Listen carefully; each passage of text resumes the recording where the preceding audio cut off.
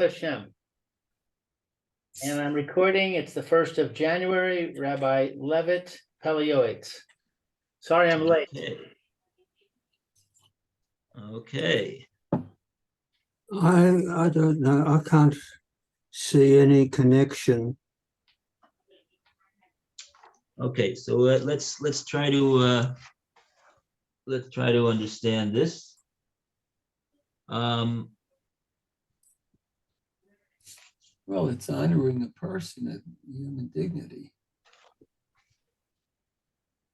Yeah, the person himself, in other words. Where Yeah. are we? We're in a Gemara in Shabbos 81b, top of the page. Okay. It's Pele Yoetz in the last paragraph of Tzibor quoted this Gemara. Got it. Thank you.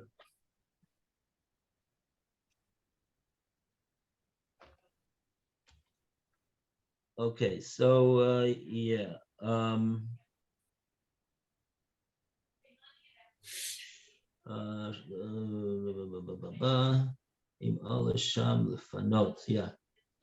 Yeah, that's what Rashi's saying over here.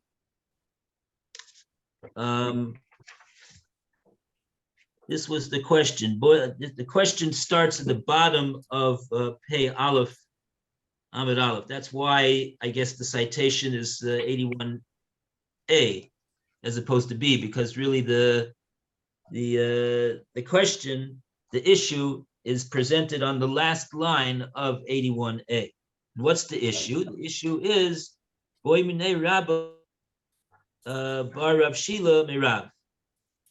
He asked Rav a question. And what was the question that he asked him? It's on the top of the page from Rav Chisda, rather, not from Rav Chisda. Chisda is the first word on 81b. What was his question to Rav Chisda? Mahu lahalosam acharov lagag. What's the din to carry them up to the roof? And what is he carrying up to the roof? We're talking about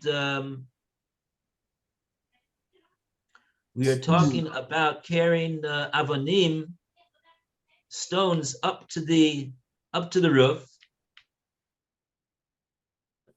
because over there on the top of the roof, he needs to attend to his physical needs over there. That's what Rashi says in the first Rashi on the top of 81b. Mahula losam achorov lagag. We're talking about these stones. Im ola sham lifanot.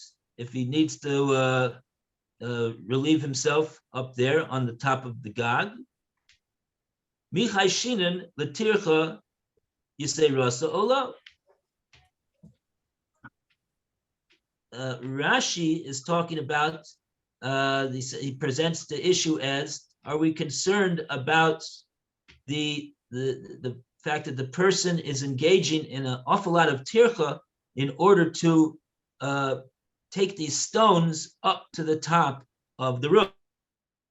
And what's wrong with that? Because a person is not allowed to engage in an activity which will cause him too much tircha, too much exertion on Shabbos. And so carrying these stones up to the roof so that he can relieve himself would be, the question was, maybe it's too much tircha to allow on Shabbos. And Rav Chisda answered him. He said, "Godol kavod abrios." The honor of the creations is very great. Hashem has a lot of regard and gives a lot of kavod to the creations. Shedocha es losasei Shabbat Torah, because for the needs of the honor of the creations, Hashem allows the, so to speak, the pushing aside of his of isurim in the Torah.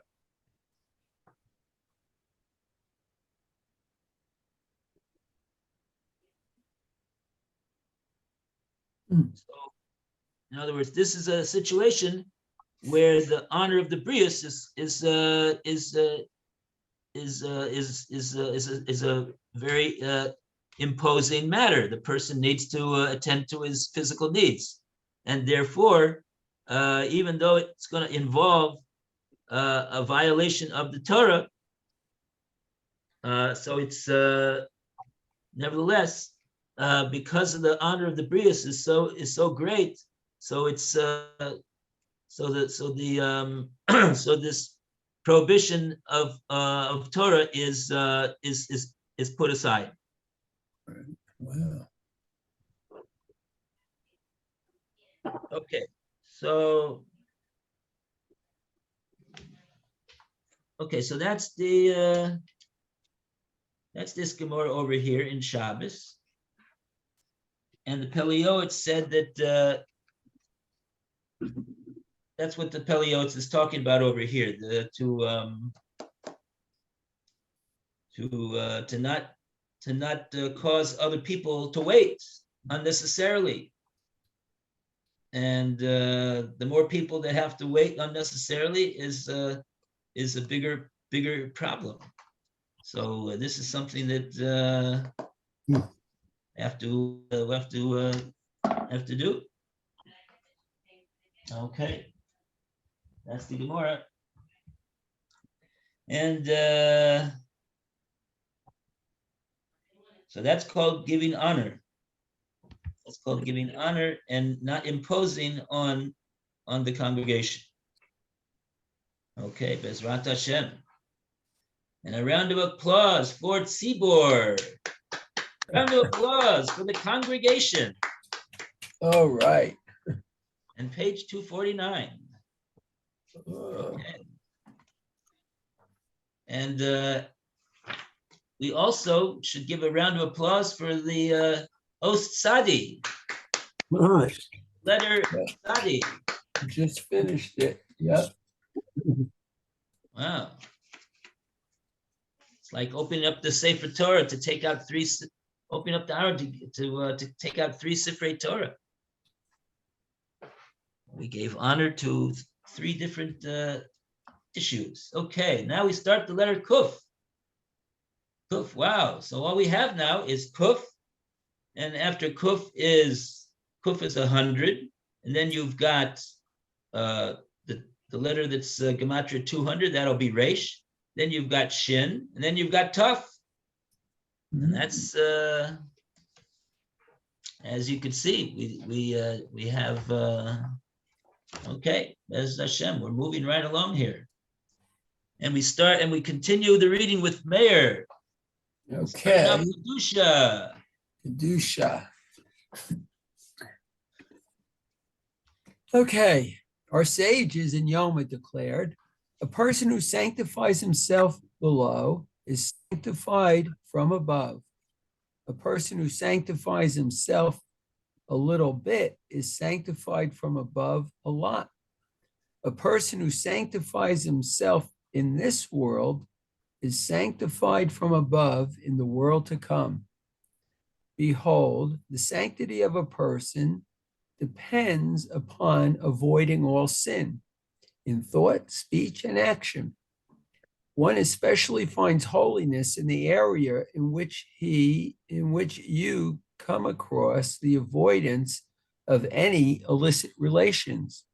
The avoidance of illicitness refers to a person closing his eyes from seeing any evil and distancing from his heart foreign thoughts and illicit fantasies. Since a person sanctifies his eyes and his heart, which are 2 brokers of sin, automatically he will merit an order of holiness, and his entire body will be sanctified. This is the simple meaning of the verse in Bamidbar, and you should not go astray after your hearts and your eyes, in order that you will remember,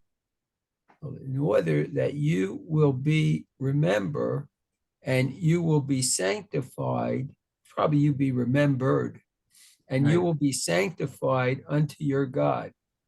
Because of this, it is written in Mishlei, my son, give me your heart, and your eyes will watch my ways. Tana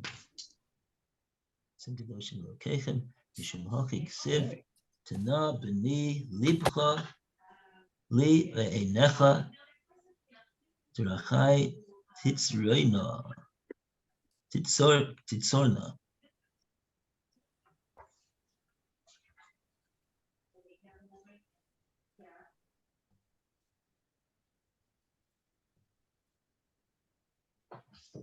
Wow, that's an interesting pasuk. Let's take a look at this pasuk inside. Or let's before we do that, let's just take a look at how he's understanding this pasuk in we say every day, twice a day in Shema, the third paragraph.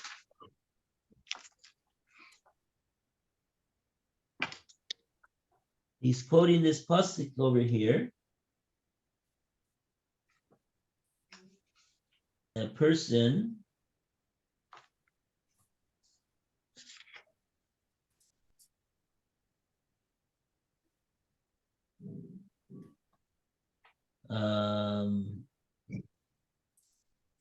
Zeu pshat hakosav diksiv lo sasu acharei levavchem ve'acharei nechem. That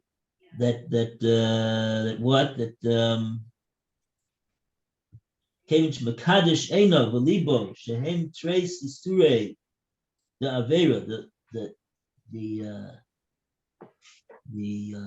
lave, the hearts, and the Einayim, the eyes, are the two brokers of Avera. They're the ones that start the Avera going. When the heart conjures up thoughts, when the eyes see things, that's how it happens. Mela, so when he's Makadosh them, what? When he's Makadosh them, meaning like what did he say? How is he Makadosh them? That he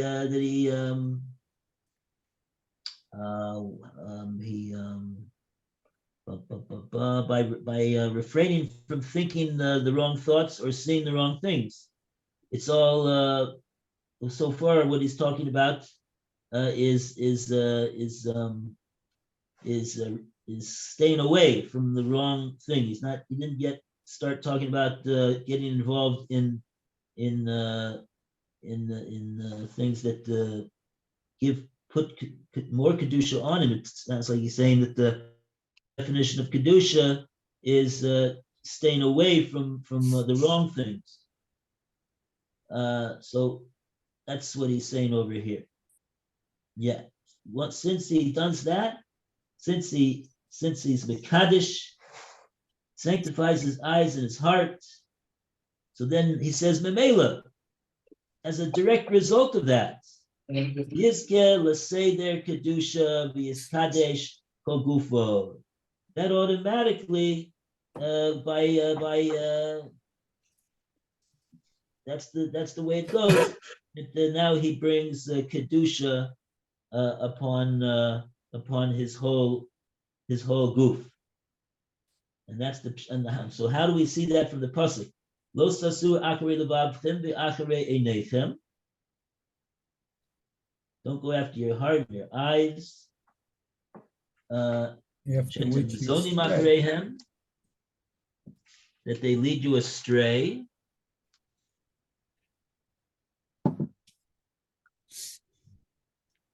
That they those are the things that cause you to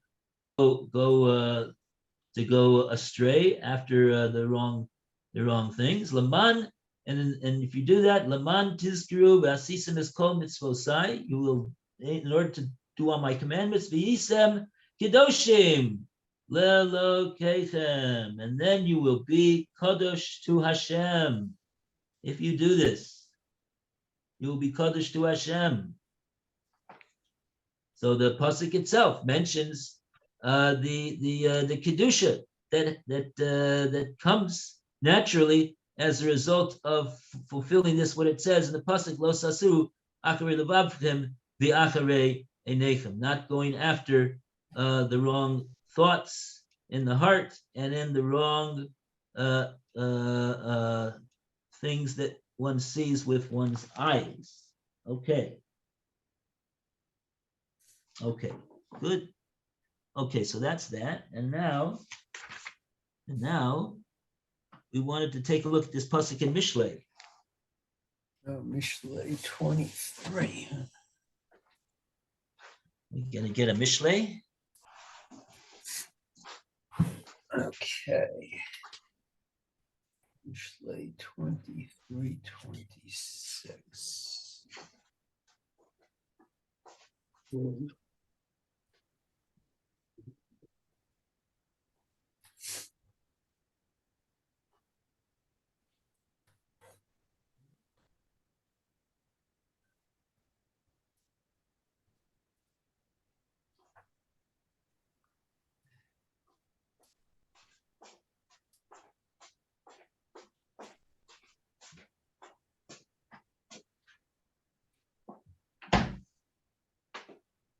Twenty-three.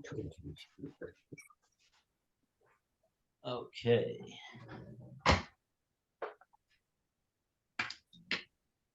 Mishlei Chaf Gimel Chaf Vav 23, 26.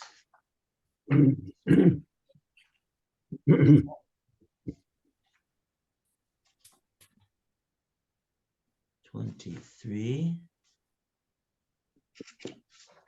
Oh, very interesting. Oh, it's a short one. My child, give your heart to me, and your eyes will desire my ways. Tana b'nei libcha li. Give me your heart. Ve'einecha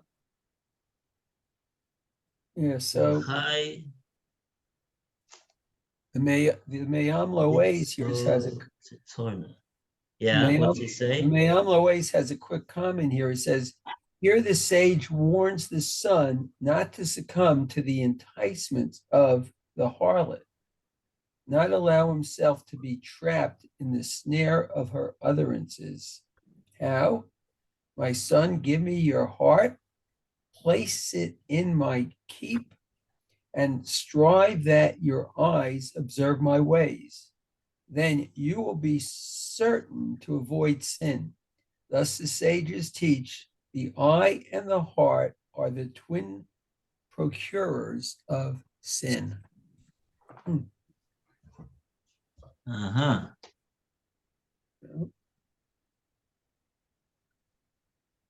Oh, I see. Right, so we see that's very good. Yep.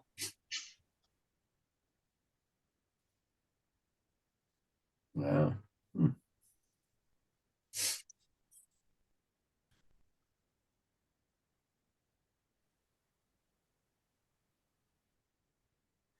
Just looking at what Vilna Gaon says over here.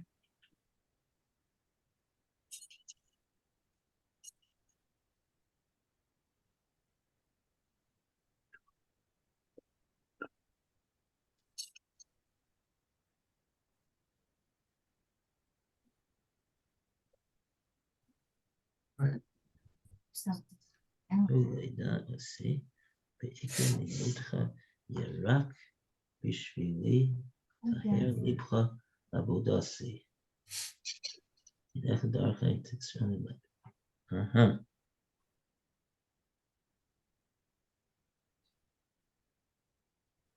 Right, the Vilna Gaon, he says this is the main objective, Tachlis ve'ikr Esek HaTorah, of the main goal of this, that we involve ourselves in Torah. Kedei leda haderech hakvusha v'ayeshara leilech bo, in order that we should know in the proper way that we should go. That's what it says in the Torah. The Torah teaches us how to live, how to go in the proper derech, how to do the mitzvahs, how to live everything. And so here in this pasuk, we see that this is one of the main ways that Hashem says to go. This is the derech to go. What's the derech to go? To give your heart to Hashem, and your eyes should be guarded according to Hashem's ways. What a person thinks about and what a person sees are a very, very big part of going in the derech of Hashem, which is the whole reason why it is that we learn Torah, in order to go in the derech that Hashem wishes us to go in. And so even though it doesn't really involve a physical action or some type of a accomplishment or anything, it would seem to be a little thing, but here we see that it's not a little thing at all. Okay, very good. Okay, now let's go further. We'll go to the second paragraph, the Kabbalists. And we go to Alan to continue with the Kabbalists on the bottom of page 250. The Kabbalists have already written that doing a sin with each limb of a person's body draws upon the limbs of his body, spirit, and soul, a form of impurity. In the opposite sense, fulfilling a mitzvah with each limb of his body draws upon a person a confluence of holiness. This is not so in regard to the sin of unwarranted seminal omission, which defiles his whole body from head to toe. This is the reason behind from Amos 4:2, a mitzvah attracts another mitzvah, and a sin attracts another sin. When a person sanctifies his limbs, they become the sanctity of Hashem, as the sages expounded in the verse in Shemot 25:8, and they will make for me a holy place, and I will dwell among them. It does not say in it, rather it says among them. Is it possible that the divine presence will be with a person and he will sin? Even though he may not see the divine presence, his spiritual component surely does, and his soul is sinning. As wrote in the name of the Maharash Primo, however, when a person sins and defiles his limbs, the divine presence abandons him, as is written in Devarim, and he will not see an illicit matter in you and turn away from after you.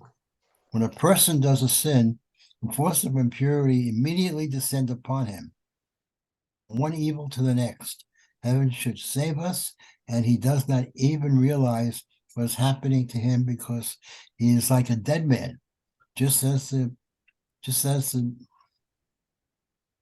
flesh of a dead man does not feel the knife, so too this person has no sensation and is not concerned at all. Even if he hears 1,000 admonitions, his uncircumcised heart will not be humbled. He does not tremble or care.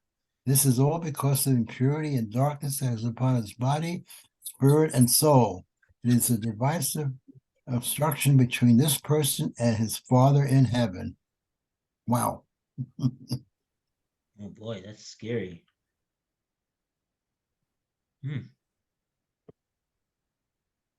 Okay. Okay. Okay, it's very good. So let's what do we have? This as such on page 251. 1. Okay, well, I have to go, so have a good day, everybody. Oh, it's already time. Oh, Oh. yes, okay. I don't see the time on the bottom of my screen here today. You have to pull up a bit, really, huh? Mine's 11:32.